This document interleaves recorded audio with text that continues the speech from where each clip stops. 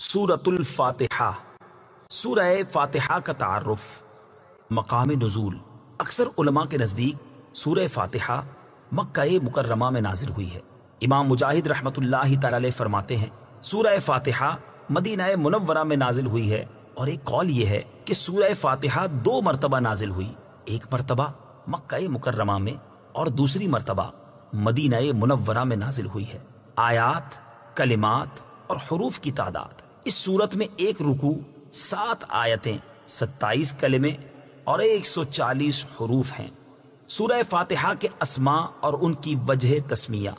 اس سورت کے متعدد نام ہیں، اور ناموں کا زیادہ ہونا اس کی فضیلت اور شرف کی دلیل ہے۔ اس کے مشہور 15 نام یہ ہیں۔ نمبر 1، سورہ فاتحہ۔ سورہ فاتحہ سے قرآن پاک کی تلاوت شروع کی جاتی ہے، اور اسی سورت سے قرآن پاک لکھنے کی ابتدا کی جاتی ہے، اس لیے اسے فاتحۃ الکتاب یعنی کتاب کی ابتدا کرنے والی کہتے ہیں۔ نمبر 2، اس سورت کی ابتدا الحمدللہ سے ہوئی، اس مناسبت سے اسے سورۃ الحمد یعنی وہ سورت جس میں اللہ تعالیٰ کی حمد بیان کی گئی ہے کہتے ہیں۔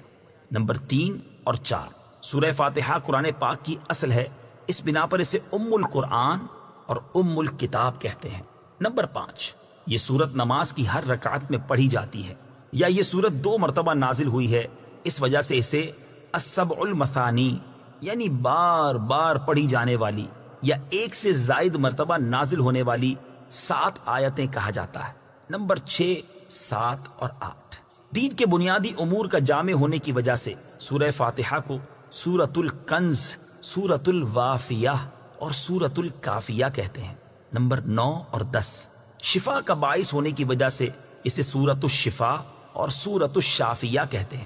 نمبر 11، 12، 13، 14 اور 15، دعا پر مشتمل ہونے کی وجہ سے اسے سورۃ الدعاء، سورۃ تعلیم المسئلہ، سورۃ السوال، سورۃ المناجات اور سورۃ التفویض بھی کہا جاتا ہے۔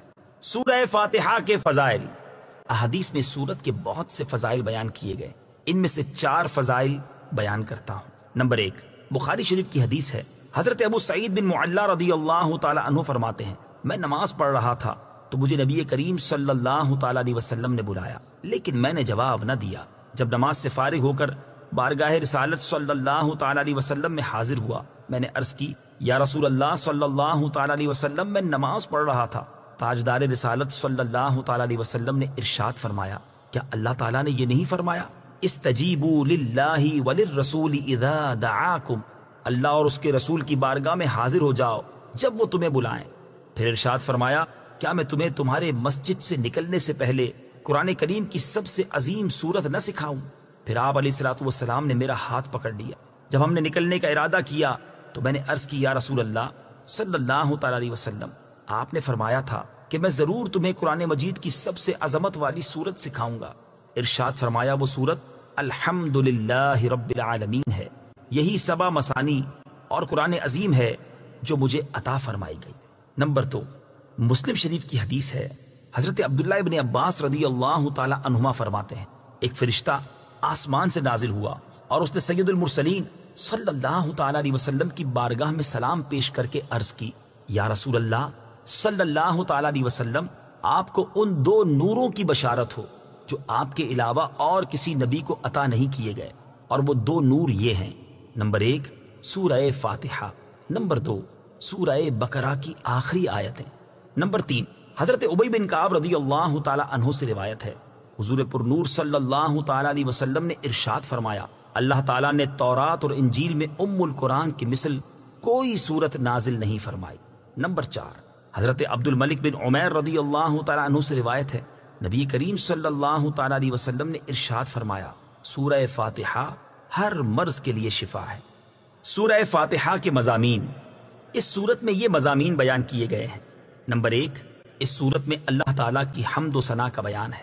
نمبر 2، اللہ تعالیٰ کے رب ہونے، اس کے رحمان اور رحیم ہونے، نیز مخلوق کے مرنے کے بعد دوبارہ زندہ کیے جانے اور قیامت کے دن ان کے اعمال کی جزا ملنے کا ذکر ہے۔ نمبر 3، صرف اللہ تعالیٰ کے عبادت کا مستحق ہونے اور اس کے حقیقی مددگار ہونے کا تذکرہ ہے۔ نمبر 4، دعا کے آداب کا بیان اور اللہ تعالیٰ سے دین حق اور صراط مستقیم کی طرف ہدایت ملنے نیک لوگوں کے حال سے موافقت اور گمراہوں سے اجتناب کی دعا مانگنے کی تعلیم ہے۔ یہ چند وہ چیزیں بیان کی گئی ہیں جن کا سورہ فاتحہ میں تفصیلی ذکر ہے، البتہ اجمالی طور پر اس سورت میں بے شمار چیزوں کا بیان ہے۔ امیر المومنین حضرت علی المرتضیٰ کرم اللہ تعالی وجہہ الکریم فرماتے ہیں، اگر میں چاہوں تو سورہ فاتحہ کی تفسیر سے 70 اونٹ بھروا دوں۔ اعلیٰ حضرت امام احمد رضا خان علیہ رحمت الرحمان حضرت علی المرتضیٰ کرم اللہ تعالی وجہ الکریم کا یہ قول نقل کرنے کے بعد فرماتے ہیں، ایک اونٹ کئے یعنی کتنے ہی من کا بوجھ اٹھاتا ہے، اور ہر من میں کئے یعنی کتنے ہزار اجزا ہوتے ہیں، ان کا حساب لگایا جائے تو یہ حساب سے تقریباً 25 لاکھ جز بنتے ہیں۔ یہ فقط سورہ فاتحہ کی تفسیر ہے۔ سورہ فاتحہ سے متعلق شرعی مسائل۔ نمبر 1، نماز میں سورہ فاتحہ پڑھنا واجب ہے۔ امام اور تنہا نماز پڑھنے والا اپنی زبان سے سورہ فاتحہ پڑھے گا، جبکہ مقتدی امام کے پیچھے خاموش رہے گا، اور جہری نماز میں اس کی قراءت بھی سنے گا، اور اس کا یہی عمل پڑھنے کے حکم میں ہے۔ اللہ تعالیٰ نے قرآن پاک میں تلاوت کے وقت مقتدی کو خاموش رہنے اور قراءت سننے کا حکم دیتے ہوئے ارشاد فرمایا، وَإِذَا قُرِئَ الْقُرْآنُ فَاسْتَمِعُوا لَهُ وَأَنصِتُوا لَعَلَّكُمْ تُرْحَمُونَ۔ ترجمہ، اور جب قرآن پڑھا جائے تو اسے غور سے سنو اور خاموش رہو تاکہ تم پر رحم کیا جائے۔ اور حضرت ابو موسیٰ اشعری رضی اللہ تعالی عنہ سے روایت ہے، حضور اقدس صلی اللہ تعالی علیہ وسلم نے ارشاد فرمایا، جب امام قراءت کرے تو تم خاموش رہو۔ ابن ماجہ کی ایک اور حدیث ہے، حضرت جابر بن عبداللہ رضی اللہ تعالی عنہ سے روایت ہے، نبی کریم صلی اللہ تعالی علیہ وسلم نے ارشاد فرمایا، جس شخص کا کوئی امام ہو تو امام کا پڑھنا ہی مقتدی کا پڑھنا ہے۔ ان کے علاوہ اور بہت سی احادیث میں امام کے پیچھے مقتدی کے خاموش رہنے کے بارے میں بیان کیا گیا ہے۔ امام اعظم کا مناظرہ۔ امام فخر الدین رازی رحمت اللہ تعالی علیہ فرماتے ہیں، مدینہ منورہ کے چند علماء امام ابو حنیفہ رضی اللہ تعالیٰ عنہ کے پاس اس غرض سے آئے کہ وہ امام کے پیچھے مقتدی کی قراءت کرنے کے معاملے میں ان سے مناظرہ کریں۔ امام ابو حنیفہ رضی اللہ تعالیٰ عنہ نے ان سے فرمایا، سب سے مناظرہ کرنا میرے لیے ممکن نہیں، آپ ایسا کریں کہ مناظرے کا معاملہ اس کے سپرد کر دیں جو آپ سب سے زیادہ علم والا ہے، تاکہ میں اس کے ساتھ مناظرہ کروں۔ انہوں نے ایک عالم کی طرف اشارہ کیا تو امام ابو حنیفہ رضی اللہ تعالیٰ عنہ نے فرمایا، کیا یہ تم سب سے زیادہ علم والا ہے؟ انہوں نے جواب دیا، ہاں۔ امام ابو حنیفہ رضی اللہ تعالیٰ عنہ نے فرمایا، کیا میرا اس کے ساتھ مناظرہ کرنا تم سب کے ساتھ مناظرہ کرنے کی طرح ہے؟ انہوں نے کہا، ہاں۔ امام ابو حنیفہ رضی اللہ تعالیٰ عنہ نے فرمایا، اس کے خلاف جو دلیل قائم ہوگی وہ گویا کہ تمہارے خلاف قائم ہوگی۔ انہوں نے جواب دیا، ہاں۔ امام ابو حنیفہ رضی اللہ تعالیٰ عنہ نے فرمایا، اگر میں اس کے ساتھ مناظرہ کروں اور دلیل میں اس پر غالب آ جاؤں تو وہ دلیل تم پر بھی لازم ہوگی؟ انہوں نے کہا، ہاں۔ امام ابو حنیفہ رضی اللہ تعالیٰ عنہ نے دریافت کیا، وہ دلیل تم پر کیسے لازم ہوگی؟ انہوں نے جواب دیا، اس لیے کہ ہم اسے اپنا امام بنانے پر راضی ہیں تو اس کی بات ہماری بات ہوگی۔ امام ابو حنیفہ رضی اللہ تعالیٰ عنہ نے فرمایا، ہم بھی تو یہی کہتے ہیں کہ جب ہم نے ایک شخص کو نماز میں اپنا امام مان لیا تو اس کا قراءت کرنا ہمارا قراءت کرنا ہے اور وہ ہماری طرف سے نائب ہے۔ امام ابو حنیفہ رضی اللہ تعالی عنہ کی یہ بات سن کر سب نے اقرار کر لیا کہ امام کے پیچھے مقتدی قراءت نہیں کرے گا۔ نمبر 2، نماز جنازہ میں خاص دعا یاد نہ ہو تو دعا کی نیت سے سورہ فاتحہ پڑھنا جائز ہے، جبکہ قراءت کی نیت سے پڑھنا جائز نہیں۔ بسم اللہ الرحمن الرحیم۔ ترجمہ، اللہ کے نام سے شروع جو نہایت مہربان رحمت والا ہے۔ بسم اللہ، اللہ کے نام سے شروع۔ تفسیر صراط الجنان میں اس کی تفسیر کچھ اس طرح ہے۔ علامہ احمد ساوی رحمت اللہ تعالی علیہ فرماتے ہیں، قرآن مجید کی ابتدا بسم اللہ سے اس لیے کی گئی تاکہ اللہ تعالیٰ کے بندے اس کی پیروی کرتے ہوئے ہر اچھے کام کی ابتدا بسم اللہ سے کریں، اور حدیث پاک میں بھی اچھے اور اہم کام کی ابتدا بسم اللہ سے کرنے کی ترغیب دی گئی ہے۔ چنانچہ حضرت ابو ہریرہ رضی اللہ تعالی عنہ سے روایت ہے، حضور پر نور صلی اللہ تعالی علیہ وسلم نے ارشاد فرمایا، جس اہم کام کی ابتدا بسم اللہ الرحمن الرحیم سے نہ کی گئی تو وہ ادھورا رہ جاتا ہے۔ لہٰذا تمام مسلمانوں کو چاہیے کہ وہ ہر نیک اور جائز کام کی ابتدا بسم اللہ الرحمن الرحیم سے کریں، اس کی بہت برکت ہے۔ الرحمن الرحیم، جو بہت مہربان رحمت والا ہے۔ امام فخر الدین رازی رحمت اللہ تعالی علیہ فرماتے ہیں، اللہ تعالیٰ نے اپنی ذات کو رحمان اور رحیم فرمایا تو یہ اس کی شان سے بعید ہے کہ وہ رحم نہ فرمائے۔ مروی ہے کہ ایک سائل نے بلند دروازے کے پاس کھڑے ہو کر کچھ مانگا تو اسے تھوڑا سا دے دیا گیا۔ دوسرے دن وہ ایک کلاڑا لے کر آیا اور دروازے کو توڑنا شروع کر دیا۔ اس سے کہا گیا کہ تو ایسا کیوں کر رہا ہے؟ اس نے جواب دیا، تو دروازے کو اپنی عطا کے لائق کر یا اپنی عطا کو دروازے کے لائق بنا۔ اے ہمارے اللہ عز و جل، رحمت کے سمندروں کو تیری رحمت سے وہ نسبت ہے جو ایک چھوٹے سے ذرے کو تیرے عرش سے نسبت ہے، اور تو نے اپنی کتاب کی ابتدا میں اپنے بندوں پر اپنی رحمت کی صفت بیان کی، اس لیے ہمیں اپنی رحمت اور فضل سے محروم نہ رکھنا۔ بسم اللہ سے متعلق چند شرعی مسائل۔ علماء کرام نے بسم اللہ سے متعلق بہت سے شرعی مسائل بیان کیے ہیں، ان میں سے چند بیان کرتا ہوں۔ نمبر 1، جو بسم اللہ ہر سورت کے شروع میں لکھی ہوئی ہے یہ پوری آیت ہے، اور جو سورہ نمل کی آیت نمبر 30 میں ہے وہ اس آیت کا ایک حصہ ہے۔ نمبر 2، بسم اللہ ہر سورت کے شروع کی آیت نہیں ہے بلکہ پورے قرآن کی ایک آیت ہے، جسے ہر سورت کے شروع میں لکھ دیا گیا تاکہ دو سورتوں کے درمیان فاصلہ ہو جائے۔ اسی لیے سورت کے اوپر امتیازی شان میں بسم اللہ لکھی جاتی ہے، آیات کی طرح ملا کر نہیں لکھتے، اور امام جہری نمازوں میں بسم اللہ آواز سے نہیں پڑھتا۔ نیز حضرت جبریل علیہ السلام جو پہلی وحی لائے اس میں بسم اللہ نہ تھی۔ نمبر 3، تراویح پڑھانے والے کو چاہیے کہ وہ کسی ایک سورت کے شروع میں بسم اللہ آواز سے پڑھے تاکہ ایک آیت رہ نہ جائے۔ نمبر 4، تلاوت شروع کرنے سے پہلے اعوذ باللہ من الشیطان الرجیم پڑھنا سنت ہے، لیکن اگر شاگرد استاد سے قرآن مجید پڑھ رہا ہو تو اس کے لیے سنت نہیں۔ نمبر 5، سورت کی ابتدا میں بسم اللہ پڑھنا سنت ہے ورنہ مستحب ہے۔ نمبر 6، اگر سورہ توبہ سے تلاوت شروع کی جائے تو اعوذ باللہ اور بسم اللہ دونوں کو پڑھا جائے، اور اگر تلاوت کے دوران سورہ توبہ آ جائے تو بسم اللہ پڑھنے کی حاجت نہیں۔ الحمد للہ رب العالمین۔ ترجمہ، سب تعریفیں اللہ کے لیے ہیں جو تمام جہان والوں کا پالنے والا ہے۔ الحمدللہ، سب تعریفیں اللہ کے لیے ہیں۔ تفسیر صراط الجنان میں اس کی تفسیر کچھ اس طرح ہے، یعنی ہر طرح کی حمد اور تعریف کا مستحق اللہ تعالیٰ ہے، کیونکہ اللہ تعالیٰ کمال کی تمام صفات کا جامع ہے۔ حمد اور شکر کی تعریف۔ حمد کا معنی ہے کسی کی اختیاری خوبیوں کی بنا پر اس کی تعریف کرنا، اور شکر کی تعریف یہ ہے کہ کسی کے احسان کے مقابلے میں زبان، دل یا اعضاء سے اس کی تعظیم کرنا۔ اور ہم چونکہ اللہ عز و جل کی حمد عام طور پر اس کے احسانات کے پیش نظر کرتے ہیں، اس لیے ہماری یہ حمد شکر بھی ہوتی ہے۔ اللہ تعالیٰ کی حمد و ثنا کرنے کے فضائل۔ احادیث میں اللہ تعالیٰ کی حمد و ثنا کرنے کے بہت فضائل بیان کیے گئے ہیں، ان میں سے 3 فضائل پیش کرتا ہوں۔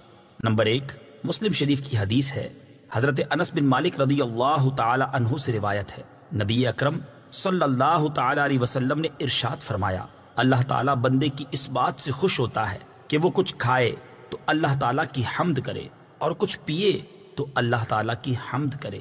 نمبر 2، ابن ماجہ کی حدیث ہے، حضرت جابر بن عبداللہ رضی اللہ تعالی عنہ سے روایت ہے، حضور پر نور صلی اللہ تعالی علیہ وسلم نے ارشاد فرمایا، سب سے افضل ذکر لا الہ الا اللہ ہے، اور سب سے افضل دعا الحمدللہ ہے۔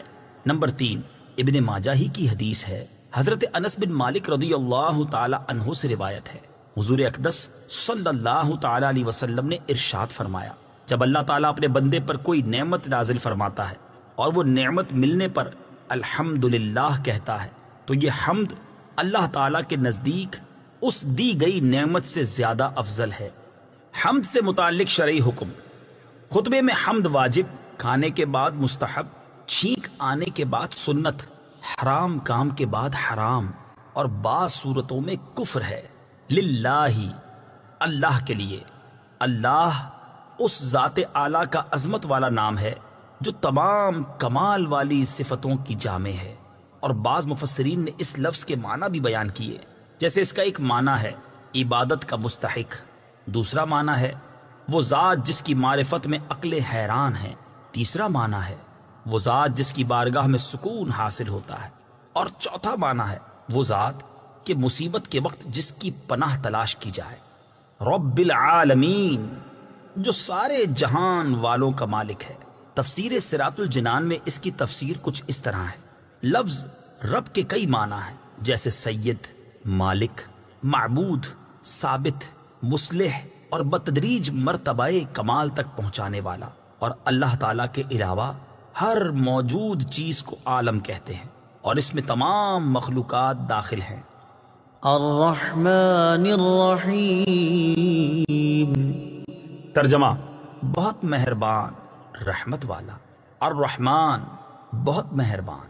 تفسیر صراط الجنان میں اس کی تفسیر کچھ اس طرح ہے، رحمان اور رحیم اللہ تعالیٰ کے دو صفاتی نام ہیں۔ رحمان کا معنی ہے نعمتیں عطا کرنے والی وہ ذات جو بہت زیادہ رحمت فرمائے، اور رحیم کا معنی ہے بہت رحمت فرمانے والا۔ یاد رہے کہ حقیقی طور پر نعمت عطا فرمانے والی ذات اللہ تعالیٰ کی ہے، کہ وہی تنہا ذات ہے جو اپنی رحمت کا بدلہ طلب نہیں فرماتی۔ ہر چھوٹی بڑی، ظاہری، باطنی، جسمانی، روحانی، دنیاوی اور اخروی نعمت اللہ تعالیٰ ہی عطا فرماتا ہے، اور دنیا میں جس شخص تک جو نعمت پہنچتی ہے وہ اللہ تعالیٰ کی رحمت ہی سے ہے، کیونکہ کسی کے دل میں رحم کا جذبہ پیدا کرنا، رحم کرنے پر قدرت دینا، نعمت کو وجود میں لانا، دوسرے کا اس نعمت سے فائدہ اٹھانا اور فائدہ اٹھانے کے لیے اعضاء کی سلامتی عطا کرنا، یہ سب اللہ تعالیٰ کی طرف سے ہی ہے۔ اللہ تعالیٰ کی وسیع رحمت دیکھ کر گناہوں پر بے باک نہیں ہونا چاہیے۔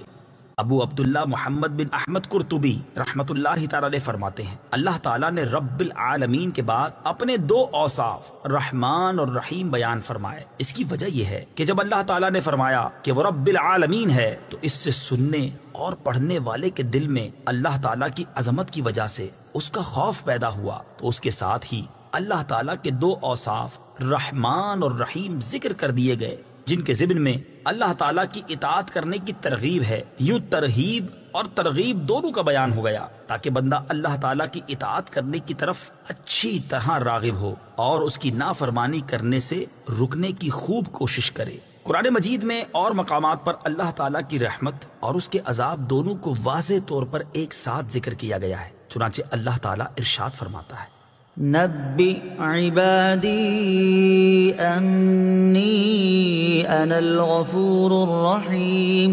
وان عذابی هو العذاب الالیم۔ ترجمہ: میرے بندوں کو خبر دو کہ بے شک میں ہی بخشنے والا مہربان ہوں، اور بے شک میرا ہی عذاب دردناک عذاب ہے۔ اور ارشاد فرمایا، غافر الذنب وقابل التوب شدید العقاب ذی الطول لا الہ الا هو الیہ المصیر۔ ترجمہ: گناہ بخشنے والا اور توبہ قبول کرنے والا، سخت عذاب دینے والا، بڑے انعام عطا فرمانے والا ہے، اس کے سوا کوئی معبود نہیں، اسی کی طرف پھرنا ہے۔ نیز حضرت ابو ہریرہ رضی اللہ تعالی عنہ سے روایت ہے، رسول اللہ صلی اللہ تعالی علیہ وسلم نے ارشاد فرمایا، اگر مومن جان لیتا کہ اللہ تعالیٰ کے پاس کتنا عذاب ہے تو کوئی بھی اس کی جنت کی امید نہ رکھتا، اور اگر کافر جان لیتا کہ اللہ تعالیٰ کے پاس کتنی رحمت ہے تو اس کی جنت سے کوئی نا امید نہ ہوتا۔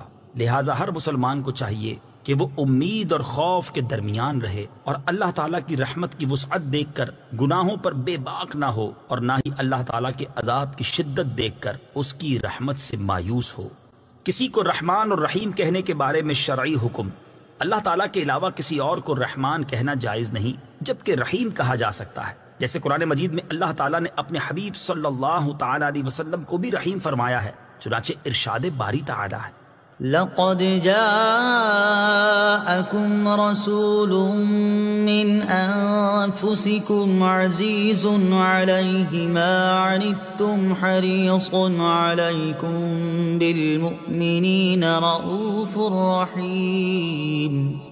ترجمہ: بے شک تمہارے پاس تم میں سے وہ عظیم رسول تشریف لے آئے جن پر تمہارا مشقت میں پڑنا بہت بھاری گزرتا ہے۔ وہ تمہاری بھلائی کے نہایت چاہنے والے مسلمانوں پر بہت مہربان رحمت فرمانے والے ہیں۔ مالک یوم الدین، ترجمہ جزا کے دن کا مالک۔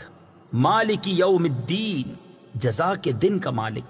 تفسیر صراط الجنان میں اس کی تفسیر کچھ اس طرح ہے: جزا کے دن سے مراد قیامت کا دن ہے کہ اس دن نیک اعمال کرنے والے مسلمانوں کو ثواب ملے گا اور گناہ گاروں اور کافروں کو سزا ملے گی، جبکہ مالک اسے کہتے ہیں جو اپنی ملکیت میں موجود چیزوں میں جیسے چاہے تصرف کرے۔ اللہ تعالیٰ اگرچہ دنیا اور آخرت دونوں کا مالک ہے، لیکن یہاں قیامت کے دن کو بطور خاص اس لیے ذکر کیا تاکہ اس دن کی اہمیت دل میں بیٹھے۔ نیز دنیا کے مقابلے میں آخرت میں اللہ تعالیٰ کے مالک ہونے کا ظہور زیادہ ہوگا، کیونکہ اس دن کسی کے پاس ظاہری سلطنت بھی نہ ہوگی جو اللہ تعالیٰ نے دنیا میں لوگوں کو عطا فرمائی تھی۔ اس لیے یہاں خاص طور پر قیامت کے دن کی ملکیت کا ذکر کیا گیا۔ ایاک نعبد و ایاک نستعین، ترجمہ ہم تیری ہی عبادت کرتے ہیں اور تجھ ہی سے مدد چاہتے ہیں۔ ایاک نعبد و ایاک نستعین، ہم تیری ہی عبادت کرتے ہیں اور تجھ ہی سے مدد چاہتے ہیں۔ تفسیر صراط الجنان میں اس کی تفسیر کچھ اس طرح ہے: اس سے پہلی آیات میں بیان ہوا کہ ہر طرح کی حمد و ثنا کا حقیقی مستحق اللہ تعالیٰ ہے، جو کہ سب جہانوں کا پالنے والا، بہت مہربان اور رحم فرمانے والا ہے۔ اور اس آیت سے بندوں کو سکھایا جا رہا ہے کہ اللہ تعالیٰ کی بارگاہ میں اپنی بندگی کا اظہار یوں کرو کہ اے اللہ عز و جل، ہم صرف تیری ہی عبادت کرتے ہیں، کیونکہ عبادت کا مستحق صرف تو ہی ہے اور تیرے علاوہ اور کوئی اس لائق ہی نہیں کہ اس کی عبادت کی جا سکے، اور حقیقی مدد کرنے والا بھی تو ہی ہے۔ تیری اجازت و مرضی کے بغیر کوئی کسی کی کسی قسم کی ظاہری، باطنی، جسمانی، روحانی، چھوٹی بڑی کوئی مدد نہیں کر سکتا۔ عبادت اور تعظیم میں فرق۔ عبادت کا مفہوم بہت واضح ہے، سمجھنے کے لیے اتنا ہی کافی ہے کہ کسی کو عبادت کے لائق سمجھتے ہوئے اس کی کسی قسم کی تعظیم کرنا عبادت کہلاتا ہے، اور اگر عبادت کے لائق نہ سمجھیں تو وہ محض تعظیم ہوگی، عبادت نہیں کہلائے گی۔ جیسے نماز میں ہاتھ باندھ کر کھڑا ہونا عبادت ہے، لیکن یہی نماز کی طرح ہاتھ باندھ کر کھڑا ہونا استاد، پیر یا ماں باپ کے لیے ہو تو محض تعظیم ہے، عبادت نہیں۔ اور دونوں میں فرق وہی ہے جو ابھی بیان کیا گیا ہے۔ آیت ایاک نعبد سے معلوم ہونے والی اہم باتیں۔ آیت میں جمع کے صیغے ہیں، جیسے ہم تیری ہی عبادت کرتے ہیں، اس سے معلوم ہوا کہ نماز جماعت کے ساتھ ادا کرنی چاہیے، اور دوسروں کو بھی عبادت کرنے میں شریک کرنے کا فائدہ یہ ہے کہ گناہ گاروں کی عبادتیں اللہ تعالیٰ کی بارگاہ کے محبوب اور مقبول بندوں کی عبادتوں کے ساتھ جمع ہو کر قبولیت کا درجہ پا لیتی ہیں۔ نیز یہ بھی معلوم ہوا کہ اللہ تعالیٰ کی بارگاہ میں اپنی حاجت عرض کرنے سے پہلے اپنی بندگی کا اظہار کرنا چاہیے۔ امام عبداللہ بن احمد نصفی رحمت اللہ تعالی علیہ فرماتے ہیں، عبادت کو مدد طلب کرنے سے پہلے ذکر کیا گیا کیونکہ حاجت طلب کرنے سے پہلے اللہ تعالیٰ کی بارگاہ میں وسیلہ پیش کرنا قبولیت کے زیادہ قریب ہے۔ اللہ تعالیٰ کی بارگاہ میں وسیلہ پیش کرنے کی برکت۔ ہر مسلمان کو چاہیے کہ وہ اللہ تعالیٰ کی بارگاہ میں کسی کا وسیلہ پیش کر کے اپنی حاجات کے لیے دعا کیا کرے، تاکہ اس وسیلے کے صدقے دعا جلد مقبول ہو جائے۔ اور اللہ تعالیٰ کی بارگاہ میں وسیلہ پیش کرنا قرآن و حدیث سے ثابت ہے۔ چنانچہ وسیلے کے بارے میں اللہ تعالیٰ ارشاد فرماتا ہے، يا أيها الذين آمنوا اتقوا الله وابتغوا إليه الوسيلة۔ ترجمہ اے ایمان والو، اللہ سے ڈرو اور اس کی طرف وسیلہ ڈھونڈو۔ اور سنن ابن ماجہ میں ہے کہ ایک نابینا صحابی بارگاہ رسالت صلی اللہ تعالیٰ علیہ وسلم میں حاضر ہو کر دعا کے طالب ہوئے، تو آپ صلی اللہ تعالیٰ علیہ وسلم نے انہیں اس طرح دعا مانگنے کا حکم دیا، اللهم إني أسألك وأتوجه إليك بمحمد نبي الرحمة يا محمد إني قد توجهت بك إلى ربي في حاجتي هذه لتقضى اللهم فشفعه في۔ اے اللہ عز و جل، میں تجھ سے سوال کرتا ہوں اور تیری طرف نبی رحمت حضرت محمد صلی اللہ تعالیٰ علیہ وسلم کے ساتھ متوجہ ہوتا ہوں۔ اے محمد صلی اللہ تعالیٰ علیہ وسلم، میں نے آپ صلی اللہ تعالیٰ علیہ وسلم کے وسیلے سے اپنے رب عز و جل کی طرف اپنی اس حاجت میں توجہ کی تاکہ میری حاجت پوری کر دی جائے۔ اے اللہ عز و جل پس تو میرے لیے حضور صلی اللہ تعالی علیہ وسلم کی شفاعت قبول فرما۔ حدیث پاک میں مذکور لفظ یا محمد سے متعلق ضروری وضاحت۔ اعلیٰ حضرت امام احمد رضا خان علیہ رحمۃ الرحمان فرماتے ہیں، علماء تصریح فرماتے ہیں حضور اقدس صلی اللہ تعالی علیہ وسلم کو نام لے کر ندا کرنی حرام ہے، اور یہ بات واقعی محل انصاف ہے۔ جسے اس کا مالک و مولا تبارک و تعالی نام لے کر نہ پکارے تو غلام کی کیا مجال کہ وہ راہ ادب سے تجاوز کرے۔ بلکہ امام زین الدین مراغی وغیرہ محققین نے فرمایا اگر یہ لفظ کسی دعا میں وارد ہو جو خود نبی اکرم صلی اللہ تعالی علیہ وسلم نے تعلیم فرمائی ہو، جیسے دعائے یا محمد انی توجہت بکا الی ربی، تاہم اس کی جگہ یا رسول اللہ یا نبی اللہ کہنا چاہیے۔ حالانکہ الفاظ دعا میں حتی الوسع تغییر نہیں کی جاتی۔ یہ مسئلہ مہمہ یعنی اہم ترین مسئلہ جس سے اکثر اہل زمانہ غافل ہے، واجب الحفظ ہے۔ وَإِيَّاكَ نَسْتَعِينُ، اور تجھ ہی سے مدد چاہتے ہیں۔ تفسیر صراط الجنان میں اس کی تفسیر کچھ اس طرح ہے۔ اس آیت میں بیان کیا گیا کہ مدد طلب کرنا خواہ واسطے کے ساتھ ہو یا واسطے کے بغیر ہو، ہر طرح سے اللہ تعالیٰ کے ساتھ خاص ہے، اور اللہ تعالیٰ کی ذات ہی ایسی ہے جس سے حقیقی طور پر مدد طلب کی جائے۔ اعلیٰ حضرت امام احمد رضا خان علیہ رحمۃ الرحمان فرماتے ہیں حقیقی مدد طلب کرنے سے مراد یہ ہے کہ جس سے مدد طلب کی جائے اسے بالذات قادر، مستقل مالک اور غنی بے نیاز جانا جائے کہ وہ اللہ تعالیٰ کی عطا کے بغیر خود اپنی ذات سے اس کام یعنی مدد کرنے کی قدرت رکھتا ہے۔ اللہ تعالیٰ کے علاوہ کسی اور کے بارے میں یہ عقیدہ رکھنا ہر مسلمان کے نزدیک شرک ہے، اور کوئی مسلمان اللہ تعالیٰ کے علاوہ کسی اور کے بارے میں ایسا عقیدہ نہیں رکھتا۔ اور اللہ تعالیٰ کے مقبول بندوں کے بارے میں مسلمان یہ عقیدہ رکھتا ہے کہ وہ اللہ تعالیٰ کی بارگاہ تک پہنچنے کے لیے واسطہ اور حاجات پوری ہونے کا وسیلہ اور ذریعہ ہیں۔ تو جس طرح حقیقی وجود کہ کسی کے پیدا کیے بغیر خود اپنی ذات سے موجود ہونا اللہ تعالیٰ کے ساتھ خاص ہے، اس کے باوجود کسی کو موجود کہنا اس وقت تک شرک نہیں جب تک وہی حقیقی وجود مراد نہ لیا جائے۔ یوں ہی حقیقی علم کہ کسی کی عطا کے بغیر خود اپنی ذات سے ہو، اور حقیقی تعلیم کہ کسی چیز کی محتاجی کے بغیر از خود کسی کو سکھانا اللہ تعالیٰ کے ساتھ خاص ہے، اس کے باوجود دوسرے کو عالم کہنا یا اس سے علم طلب کرنا اس وقت تک شرک نہیں ہو سکتا جب تک وہی اصلی معنی مقصود نہ ہو۔ تو اسی طرح کسی سے مدد طلب کرنے کا معاملہ ہے کہ اس کا حقیقی معنی اللہ تعالیٰ کے ساتھ خاص ہے، اور وسیلہ و واسطہ کے معنی میں اللہ تعالیٰ کے علاوہ کے لیے ثابت ہے اور حق ہے، بلکہ یہ معنی تو غیر خدا ہی کے لیے خاص ہیں، کیونکہ اللہ تعالیٰ وسیلہ اور واسطہ بننے سے پاک ہے۔ اس سے اوپر کون ہے کہ یہ اس کی طرف وسیلہ ہوگا، اور اس کے سوا حقیقی حاجت روا کون ہے کہ یہ بیچ میں واسطہ بنے گا۔ بد مذہبوں کی طرف سے ہونے والا ایک اعتراض ذکر کر کے اس کے جواب میں فرماتے ہیں یہ نہیں ہو سکتا کہ خدا سے توسل کر کے اسے کسی کے یہاں وسیلہ اور ذریعہ بنایا جائے۔ اس وسیلہ بننے کو ہم اولیاء کرام سے مانگتے ہیں کہ وہ دربار الہی میں ہمارا وسیلہ، ذریعہ اور قضائے حاجات کا واسطہ ہو جائیں۔ اس بے وقوفی کے سوال کا جواب اللہ تعالیٰ نے اس آیت کریمہ میں دیا ہے۔ وَلَوْ أَنَّهُمْ إِذْ ظَلَمُوا أَنفُسَهُمْ جَاءُوكَ فَاسْتَغْفَرُوا اللَّهَ واستغفر لهم الرسول لوجدوا الله توابا رحيما۔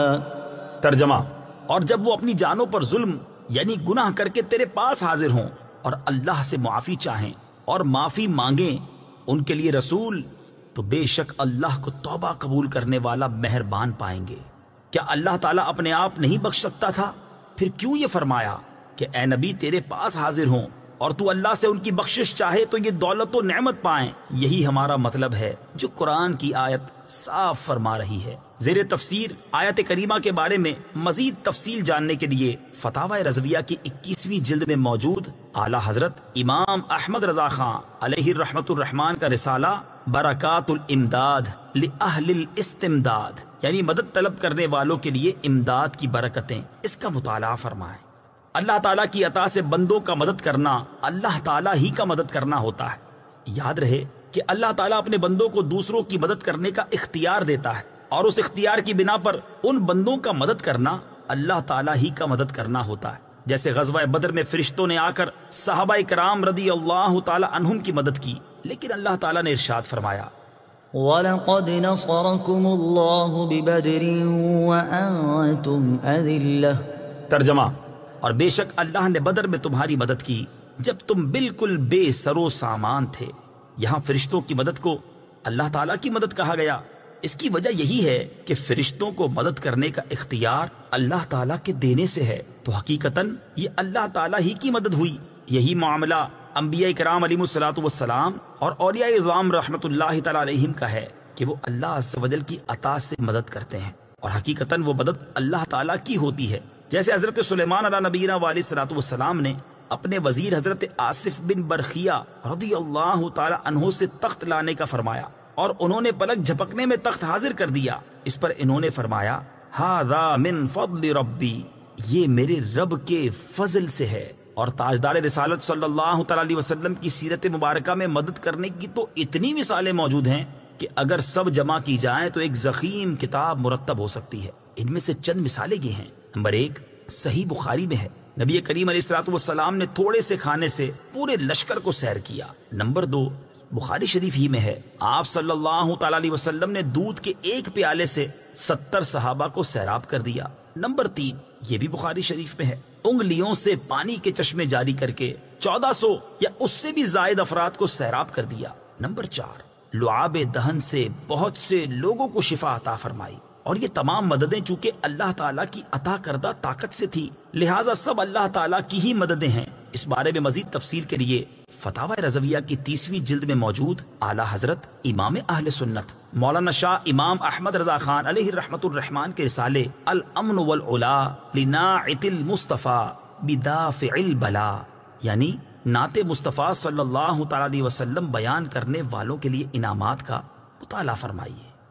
اهدنا الصراط المستقیم۔ ترجمہ: ہمیں سیدھے راستے پر چلا۔ اہدنا الصراط المستقیم، ہمیں سیدھے راستے پر چلا۔ تفسیر صراط الجنان میں اس کی تفسیر کچھ اس طرح ہے: اللہ تعالیٰ کی ذات و صفات کی معرفت کے بعد اس کی عبادت اور حقیقی مددگار ہونے کا ذکر کیا گیا، اور اب یہاں سے ایک دعا سکھائی جا رہی ہے کہ بندہ یوں عرض کرے، اے اللہ عز و جل، تو نے اپنی توفیق سے ہمیں سیدھا راستہ دکھا دیا، اب ہماری اس راستے کی طرف ہدایت میں اضافہ فرما اور ہمیں اس پر ثابت قدم رکھ۔ صراط مستقیم کا معنی، صراط مستقیم سے مراد عقائد کا سیدھا راستہ ہے جس پر تمام انبیاء کرام علیہم الصلوۃ والسلام چلے، یا اس سے مراد اسلام کا سیدھا راستہ ہے جس پر صحابہ کرام رضی اللہ تعالی عنہم، بزرگان دین اور اولیاء اعظام رحمت اللہ تعالی علیہم چلے، جیسا کہ اگلی آیت میں موجود بھی ہے۔ اور یہ راستہ اہل سنت کا ہے کہ آج تک اولیاء کرام صرف اسی مسلک اہل سنت میں گزرے ہیں، اور اللہ تعالیٰ نے انہی کے راستے پر چلنے اور انہی کے ساتھ ہونے کا فرمایا ہے۔ فرمان باری تعالیٰ ہے، يا أيها الذين آمنوا اتقوا الله وكونوا مع الصادقين۔ ترجمہ: اے ایمان والو، اللہ سے ڈرو اور سچوں کے ساتھ ہو جاؤ۔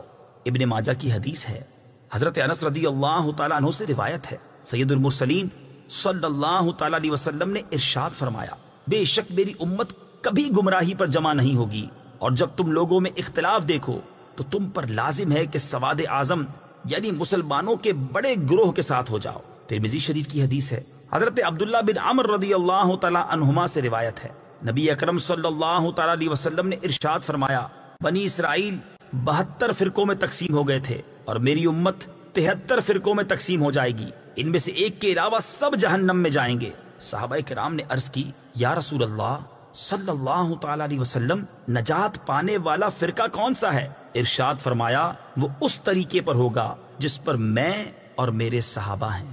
ہدایت حاصل کرنے کے ذرائع، یاد رہے کہ اللہ تعالیٰ نے ہدایت حاصل کرنے کے بہت سے ذرائع عطا فرمائے ہیں، ان میں سے چند یہ ہیں۔ نمبر 1، انسان کی ظاہری باطنی صلاحیتیں جنہیں استعمال کر کے وہ ہدایت حاصل کر سکتا ہے۔ نمبر 2، آسمانوں زمینوں میں اللہ تعالیٰ کی قدرت و وحدانیت پر دلالت کرنے والی نشانیاں جن میں غور و فکر کر کے انسان ہدایت پا سکتا ہے۔ نمبر 3، اللہ تعالیٰ کی نازل کردہ کتابیں، ان میں سے تورات، انجیل اور زبور قرآن پاک نازل ہونے سے پہلے لوگوں کے لیے ہدایت کا باعث تھیں، اور اب قرآن مجید لوگوں کے لیے ہدایت حاصل کرنے کا ذریعہ ہے۔ نمبر 4، اللہ تعالیٰ کے بھیجے ہوئے خاص بندے انبیاء کرام اور مرسلین اعظام علیہم الصلاۃ والسلام یہ اپنی اپنی قوموں کے لیے ہدایت حاصل کرنے کا ذریعہ تھے، اور ہمارے نبی حضرت محمد مصطفیٰ صلی اللہ تعالی علیہ وسلم قیامت تک آنے والے تمام لوگوں کے لیے ہدایت کا ذریعہ ہیں۔ آیت اہدنا الصراط المستقیم سے معلوم ہونے والے احکام۔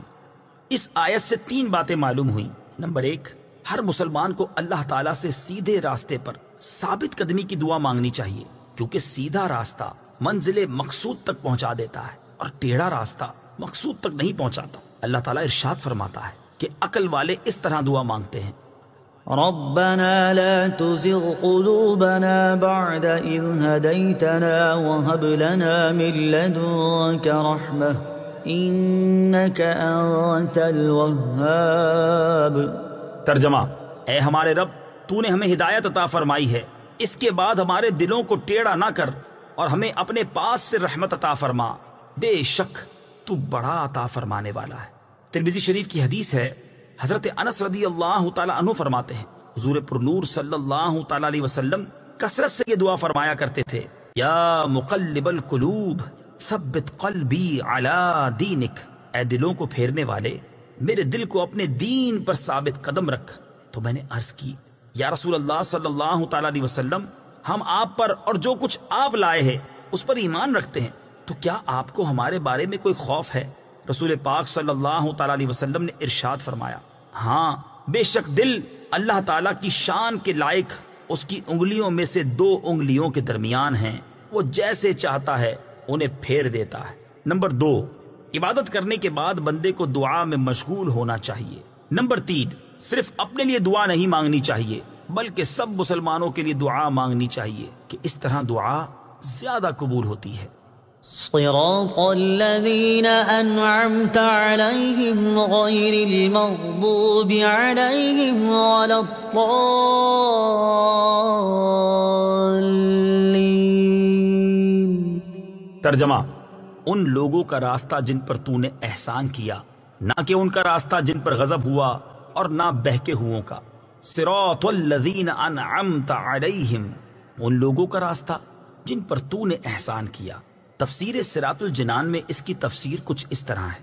یہ جملہ اس سے پہلی آیت کی تفسیر ہے کہ صراط مستقیم سے مراد ان لوگوں کا راستہ ہے جن پر اللہ تعالیٰ نے احسان و انعام فرمایا، اور جن لوگوں پر اللہ تعالیٰ نے اپنا فضل و احسان فرمایا ہے ان کے بارے میں ارشاد فرماتا ہے: ومن يطع الله والرسول فأولئك مع الذين أنعم الله عليهم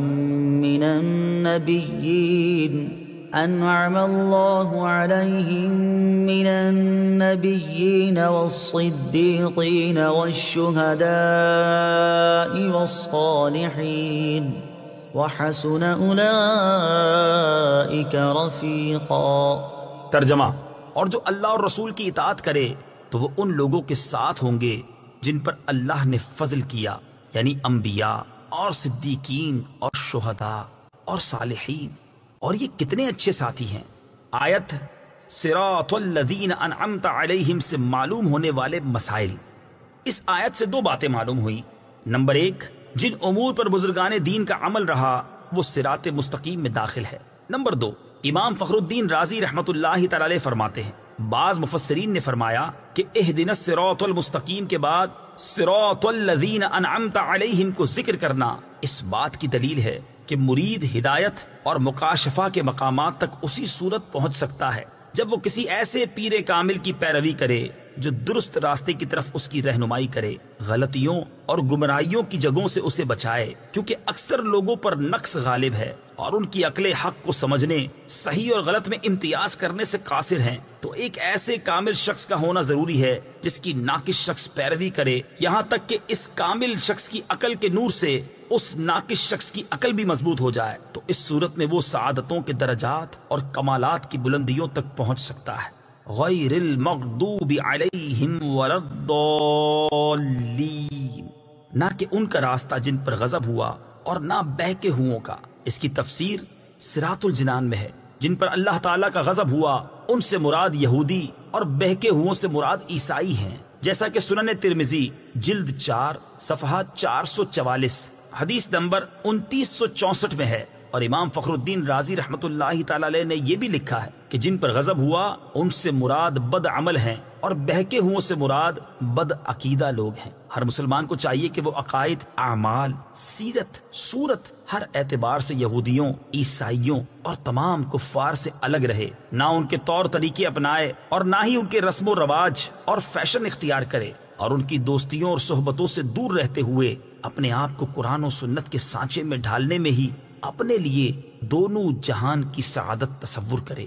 آیت ولدالین سے متعلق شرعی مسئلہ، بعض لوگ ولدالین کو ولدالین پڑھتے ہیں، ان کا ایسا کرنا حرام ہے۔